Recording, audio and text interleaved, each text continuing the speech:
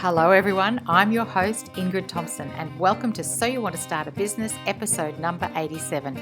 Hold onto your earbuds as you listen in to my conversation with Dylan Mullan. He had no experience running an online business. He wasn't experienced in the beauty industry. A bit over a year ago, he set about to disrupt the laser hair removal industry, and that is exactly what he's doing with Happy Skin Co.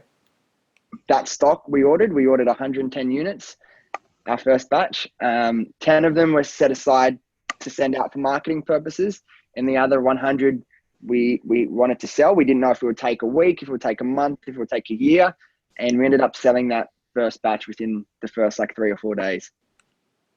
Those first 100 products have gone on to be thousands, as this business has generated, listen to it, more than $12 million in sales before their first birthday. I'm not going to say any more about this interview except pay attention. There is so much gold from Dylan. You are going to love this episode. As always, there's no advertising on this podcast. Well, apart from me and my book, and of course the guest who promotes their business just by being here. This episode is brought to you by my book with the same name as the podcast, So You Want to Start a Business. Head over to wherever you buy your books online for the physical book or Kindle. Go now, get your copy. For those who like to listen, the full audio version is being made available through the podcast. Cycle back through the episodes. If you prefer to read, want an extract, try before you buy, head to www.thestartupsteps.com where there are about 20 pages waiting for you. Anyway, enough from me. Let's listen to what Dylan has to say about starting and running his own business and so much more. Are you ready? Let's go. Hello, and here we are today with Dylan Mullan. Hello, Dylan. Hi, Ingrid. How are you? I'm great, thank you. Thank you so much for taking time out, and I know you've really relocated in order to be on this call, in this interview. Dylan, where are you right now? Yes. So we're based in Sydney. I have relocated for the day. We had a lot going on in the office at the moment, so I thought I might get a little bit more peace and quiet if I just stuck away to home. Luckily, I only live 5 minutes away from the office, which is convenient, but I thought I'll go somewhere where there's going to be less distractions and less background noise so we can have a little bit of a better conversation. Nice. So you and I are actually both in Sydney, where it is a stunning autumn morning, isn't it? It is. Yeah, it's beautiful. It's getting a little bit harder to get out of bed in the mornings with the cold, but the sun is shining today, so it's not too bad. Yeah, and it's warm. It is. All right, Dylan, let's get to what is this business of yours? What is your business? Yep. So my business is called Happy Skin Co. Essentially, what we offer is an at-home IPL laser hair removal handset. Works in exactly the same type of way that any laser hair removal IPL would work in a clinic. It's just done in a nice little compact at-home kit, essentially. Fantastic. And when did you get started? We're still a baby. We just went past 13 months, so we launched last year. So April 2018, we launched. Mm-hmm. So obviously things have happened pretty quickly for us. It started just 2 of us working out of our home, and now we have a team of 12, and we're growing all the time, which is crazy. Wow, if you do the maths on that, 13 months and a team of 12, that's one person every month, just about, isn't it? Yeah, just about. And we just hired 2 more people last week as well, so it doesn't seem like it's going to stop or slow down anytime soon. No, and from what we were talking about in the pre-chat before it's not slowing down. So No. Dylan, tell us, because the listening audience have got ideas for businesses and, this is who we're talking to. Why did you start this business? There was a few reasons, I suppose, on a personal level. Why did I want to get into business? I suppose, and I know it's going to sound cliche, but I really always, from a very young age, wanted to live life on my own terms. I feel like too many people get stuck in the habit of, going to school, then going to uni, getting a degree, and then working a job or a 9 to 5 that they don't necessarily like for their entire lives. And I knew that I couldn't do it. I went to uni after school. I was studying law. I lasted about 6 months and I dropped out, and I planned to go back and I never did. I just knew I had to do it my own way. So you've sort of answered this, but this is a little bit different. What did you want the business to give you from day one? Well, yeah, look, there was a few different things I knew. So I knew we wanted to do something that hadn't been done before. So in terms of business, we wanted to do something fresh. We wanted to make an impact. We wanted to do something exciting. But again, just in terms of the most simple personal goal that we had for the first year, all I wanted to achieve in the first year of business was to be getting to a position where I can quit my full-time job and work on this full-time. Obviously, in a year, we ended up doing over 12 million in sales, which is crazy. And we have 12 staff. So after 2 weeks after we launched, we had to go full-time. That was it. That was done. So that goal was ticked off in 2 weeks. Dylan, so let's just go back to that. So you started the business 13 months ago. You were working in a full-time job. 2 weeks into running the business, you realised that you needed to dedicate your full-time to it. 13 months later, your revenue is $12 million. Yeah, well, 12 million happened within the first 12 months. I think we're a little bit over 13 now, so we're going well. But it is a little bit mind-boggling to think about it like that, for sure. It sure is.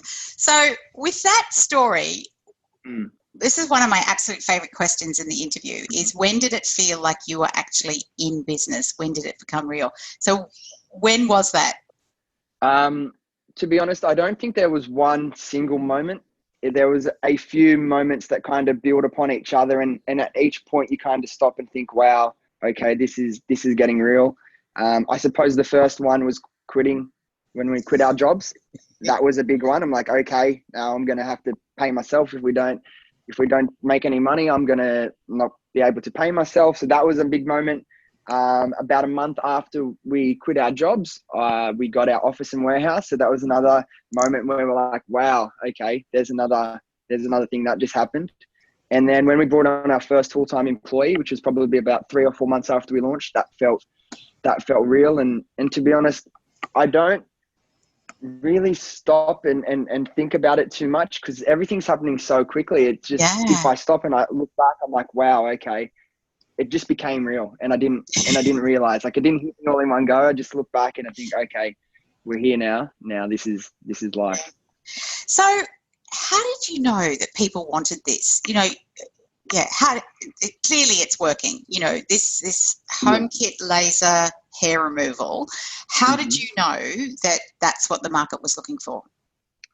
Well, so we did a bit of research. I was speaking to mainly girls around my age, so anyone between 20 and 30, and literally over 95% of girls I was speaking to were either currently doing laser hair removal in a clinic, or they had done it in the past and had stopped doing their sessions either because it was too expensive, or they didn't have time, or they were just too lazy to keep booking appointments. And then we thought, look, what does everyone wish they had more of? More time and money. So you never know when you put a product to the market if it's going to be successful. You can have a pretty good feeling of, I think this is going to fit and I think people are going to respond. They obviously have. I'd be lying if I said I knew it would happen this quickly. But yeah, we just thought we had a really good concept. A lot of businesses that are successful these days are all about bringing more convenience to the market. So that's where we ran with. And obviously it stuck. So it sure did. $12 million worth and counting. I'm just curious, is that a topic of discussion that you would have been having very often, or did you, once you twigged to it, did you actually deliberately go out and ask girls and women about this? Yeah. Because you're a boy and No, it wasn't a discussion that just came up a lot. I knew we wanted to be in the beauty industry. Obviously, it's a market that you can have a lot of impact in. And it didn't take long, probably about a month. We were doing a little bit of research, looking into what type of products we'd be able to bring to the market that hadn't been done before. And I actually, my friend who we started the business with actually saw an ad of like some weird shaver machine that had a light on it. Nothing like what our product actually is.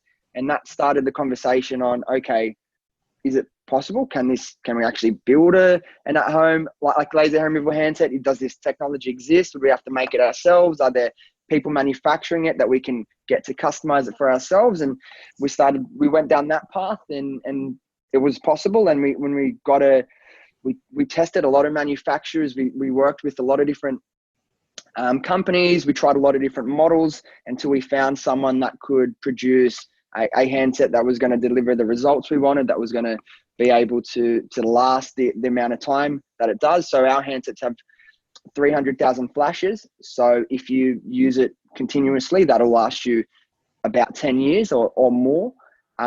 So that's how we got to where the product was today. Pretty amazing. So obviously you've got money now, but this, going out and talking to manufacturers and getting prototypes and considering building it yourself, and then, leasing a warehouse. Where did that money come from in those early days? I mean, you don't have to, as much as you want to tell us, Dylan. Yeah. Well, look, it's actually quite simple. There's not a huge story there. We saved up $10,000 each from our jobs, and the initial investment for Happy Cinco was only $20,000. So we put that money into the business, mainly on stock. A little bit of money went to building the website, registering the business, all those sorts of fees that go along with that. And then the last bit of money we spent was shooting some content so we could launch the business. And that stock we ordered 110 units, our first batch. 10 of them were set aside to send out for marketing purposes, and the other 100 we wanted to sell. We didn't know if it would take a week, if it would take a month, if it would take a year. And we ended up selling that first batch within the first 3 or 4 days. Oh my goodness. So how do you find customers? I guess they're finding you now, but what is your marketing strategy? How do you know who they are? You've mentioned that it's that 20 to 30-year-old who are time restricted, don't want to spend the money going back every time. But where are your customers? Yeah, well, look, the way we think about it is, where is everybody's attention today? Obviously, a lot of it is on social media. If you're watching TV and an ad comes on, what do? You grab your phone and you don't really pay attention to the TV. You flick through Instagram or you flick through Facebook, and then you're in the car and the radio comes on and it's an ad. What do? You change the station. So we just thought, where are people actually paying attention these days? Social media. And again, most of our customers are probably in that 18 to 30 range. But that being said, the mums are absolutely loving our product, because who has less time than mums? No one. They don't want to waste money on silly things. They definitely struggle for time to go into a clinic, especially if they have to pick up kids from school or babysit. So the mum demographic is someone who's really embraced our product, probably more than any other. Fantastic. I'm going to ask a question, because the hair that you're removing, some of it's more public than others. In terms of, when it comes to Instagram, I guess, we'll all have to jump on and see what you're doing. Is that a deliberate strategy? Do you have somebody that just takes care of your Instagram and posts fantastic images and, talks to your product? Yes, we do. We work with a lot of people, actually. We only want to work with people who have the same sort of values as us as a company, because again, if we want to work with someone, we don't just want it to be send them a product, do a one-off product placement. We want to work with someone long term. We want them to really use the product and to really love the experience. And if they are using it, if they truly do love it, they're the best ambassador for the product and for the business. So we do work with a lot of people on social media, predominantly Instagram, influencers, if you want to call them that. But that is a big part of our marketing strategy. Yes. Yeah, it's a huge part these days, isn't it? Thank you. Sure. Now, Dylan, money, because we love money, and there's $12 million there, so that's clearly a lot of handsets and home kits. How did you choose your pricing strategy? That first 100, how did you know how much to charge for them, and has that changed over time? Well, look, we looked at what very limited options there were in retail stores. There wasn't a whole lot, and it wasn't exactly what we were doing, but that was our first kind of gauge as to approximate price ranges. And then what we wanted to do, we wanted to make sure this was accessible to a lot more people than it currently was. If you're paying if you're going to clinics to get your laser hair removal sessions done, depending on how many body parts you're getting, it can cost you up to, $200-$300 per session. And then you'd have to go back for months and months and months. So we wanted to make sure it was something that was going to be affordable for a lot of people. But obviously that allowed us to put in the money to make it a quality product as well. So it's so important, isn't it? All those considerations. Have you changed the price since the beginning? We haven't. It turns out the price point that we picked, it was quite accurate. We did a good job with that. I don't think there's any plans to change any price points moving forward. I think we priced it correctly from the start. And in terms of viability of the business, it's holding up. So because you do hear people making a lot of money but actually not having much profit. And a physical product, it's a serious consideration, and especially as you start to add warehousing and more staff, and it really that getting that right is so important in business, isn't it? For sure, okay. Especially as you grow. Yes, because you can kind of trip yourself up along the way, can't you? So exit strategy, you don't have to tell us what it is, but is it something that's that you've considered yet, or? Look, we never came into this with an exit strategy or a plan to sell the business. At the moment, I'm having a lot of fun with what I'm doing. We have a lot of plans that are already in place for the next couple of years. At the moment, my focus is on growing the business and scaling it as much as we can. We recently, our US numbers have actually overtaken our Australian numbers, which at the start, Australia was just, 90% of our sales. And now the US is actually outperforming Australia. We're growing in the UK, in Europe, and places like Canada. So at the moment, no exit strategy in place. I really just want to run with this and have as much fun as we can and build something big. Fantastic. Love to hear that. And who knows what'll happen. Dylan, the magic wand question. If you could wave that magic wand and go back to the beginning and do something, what would be something you might do differently? Honestly, there wouldn't be a whole lot that I would do differently. To be honest, what we did got us here. There would be things looking back that I would have done earlier, like made the decision to bring on certain new team members, to invest more heavily in content.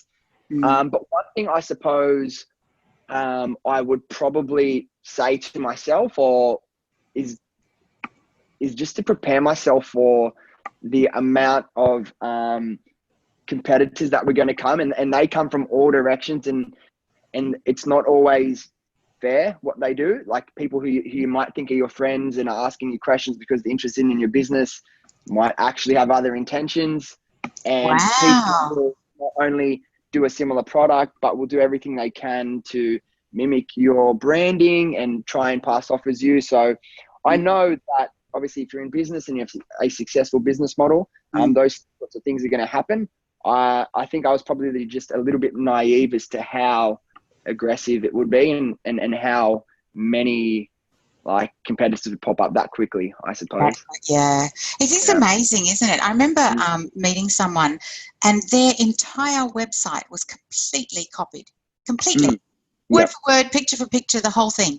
Slightly different name of the business, but the exact same. It was a service offering to do with the wedding industry, and it was absolutely duplicate. She couldn't believe that somebody could do that. So we go into business because, and maybe we are a bit naive, but it's part of your values and it's part of what makes you who you are. So Dylan, it sounds like you're doing the right thing anyway. And if those people, if that's how they are, that's just how they are. But it is an important point, isn't it? Is to just be clear that people can copy you very, very quickly. And a product in today's world, there's people everywhere that can copy it immediately.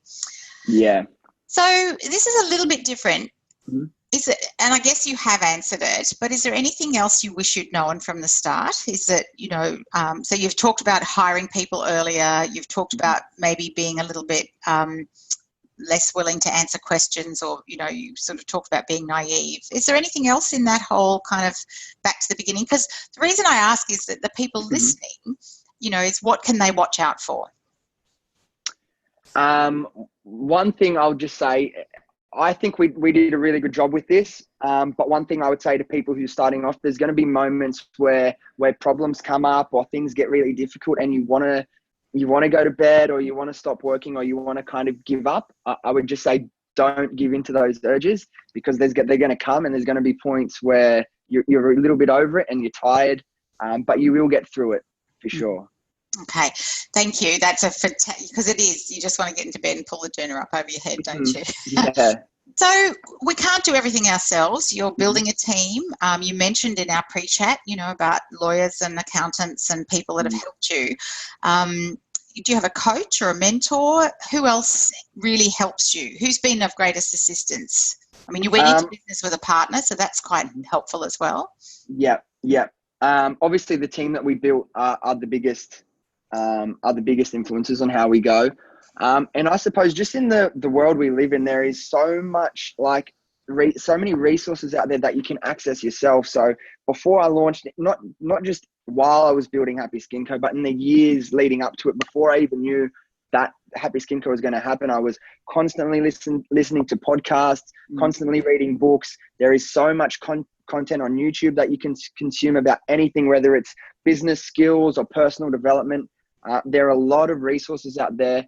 I suppose probably one name that would have had the biggest impact on how I lived my life and what I did in business would probably be Gary Vee. Obviously, he's a big name in the business world, but a lot of the things that he says, I really understood and agreed with, and I've put that into action with how I live my life, and I think that's helped a lot. But there's so many different options out there. Just self-teach. There's so much that you can consume for sure. Like podcasts like this and wonderful guests like you coming and sharing your information. Thank you so much for that. Feedback. No, that's okay. Feedback. Who gives you feedback? A lot of people give you feedback. I suppose the only ones that truly matter is the market. What are your customers saying? How are they speaking about the brand? How are they communicating with you? You're going to get a lot of people if you start business that are going to tell you, hey, you should do this, don't do that, this looks better. I would say trust your gut. But the one group you have to listen to is you have to listen to your customers. Otherwise you won't have them for very long. Yeah, absolutely. They're the number one feedback channel, aren't they? Yeah. So just as we come towards the end, you've given so much wisdom and you've answered this question, but if someone comes to you, and I'm sure you're getting lots of people coming to you now saying, I'm thinking about starting a business. What do you say to someone? What do you tell or suggest to someone starting out on their own? The biggest thing is, and I feel like one of my biggest strengths, I feel like it all starts with self-belief, because if you really have that self-belief, it's a lot easier to push yourself in the moments when you don't want to. One of the biggest issues that I find with people that come to me saying they're starting a business or they've got this really cool idea is they're where I was a year ago. So they're working a full-time job and you wake up at 6, 7 a.m. and then you go to work your job all day. You get home 6, 7 p.m. and then you're exhausted. You don't really want to do any more work. I suppose, and it can sound a little bit harsh, but if you don't put in that work from 7 p.m. to midnight for the next 6 months, 3 months, year, whatever it takes, you're going to have to wake up and go to work every day for the rest of your life. So that's really the biggest thing. That's really, and it sounds hard, you have to do it. That's that lovely expression. I don't know who said it or where it came from, but it's like, do what you have to for the next 5 years and you can do what no one else can for the next, whatever it is. That one that says do it now and then you don't have to later. So I love that. Yeah, me too. So I love that, from 7 till midnight, just do the work for 6 months and then, So you've talked about that self-belief as one of your strengths, your characteristics. What are two others? Because I always ask the 3 characteristics. So what else? Sure. I think the other one, or one of them, probably one that I'm most proud of in terms of who I've become as a person from where I started, as a teenager, is work ethic. It links back into what we're just chatting about. But there's one, you can't necessarily control how smart you are. You can't control the environment you were born in. You can't control if your parents had money and had the knowledge to support you. But there's one thing that you can do. You can work harder than anyone else if you want to. No one's stopping you. If you want to work as hard as you can, you can do it. Nobody's going to stop you. And I suppose through school, I didn't necessarily have that attitude. I'd do what it took to get good marks, but I never really started pushing myself until probably maybe early 20s when I started growing up a little bit, started understanding myself and what I wanted to achieve. But just work hard. That's it. Like, there's no getting around it. Like, we've been very lucky to get where we are. But none of it would have happened if we didn't work hard. So that would be the second one. And the third one that I think is very important, and I think it maybe does scare a little bit of people off, but you can't be afraid to take risks. Like, leaving a full-time job after 2 weeks was pretty, like, it's a pretty scary thing. But if I didn't do that, like, the business wouldn't have ended up where it is today. So you can't be afraid to take risks, and you can't be afraid to fail. We were lucky. The business we started ended up doing really well, and it was the first one that we started. But again, it's not always going to happen the first time, in the first week, in the first day, like it did for us. But you really have to be resilient as well. Yeah, that's so true. I mean, you absolutely right place, right time, right idea. How did your workplace feel when you told them that you were quitting? They were all really excited for me, to be honest. That's so they lovely. were all really excited, for sure. Again, I think some people in the back of their minds, they wouldn't say it, but are like, well, it's been like 2 weeks and you're going to leave a full-time job. Not everyone is super okay with taking those risks. But like we spoke about earlier, for me, it really honestly wasn't a risk, because I knew this is what I had to do. It would have been a risk for me to stay in a full-time job and work in a place that I wasn't happy. That was the risk for me. Yeah. I love that. That is actually, that sums it up, doesn't it, really? The risk is to stay somewhere that you're unhappy and it's not fulfilling what you really want to do. So, yeah. Dylan, thank you so much. I know this has been packed. I'm going to straight back and listen to the whole thing again, because I actually love listening to my own guests' podcast interviews. Yeah. Anything else that you would like to add?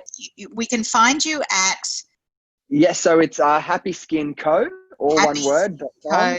And on Instagram and Facebook, it's all at Happy Skin Co. So that's where we are.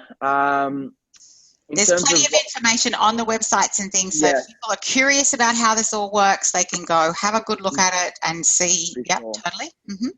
For sure. The easiest place to find us, if you can't find our website, is just go onto Instagram. That's where all the magic happens. That's where our biggest community is. So a lot of people are messaging us on Instagram every day. That's where we have a really engaged community. So a lot of people will find us through there if you can't get to the website.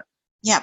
And more than half this audience of this particular podcast is actually in the US. So for the customers in the US, there's a complete operation there that takes care of their orders. So it's not coming from Australia. There's something happening over there. Because you said that was growing, it outstripped Australia.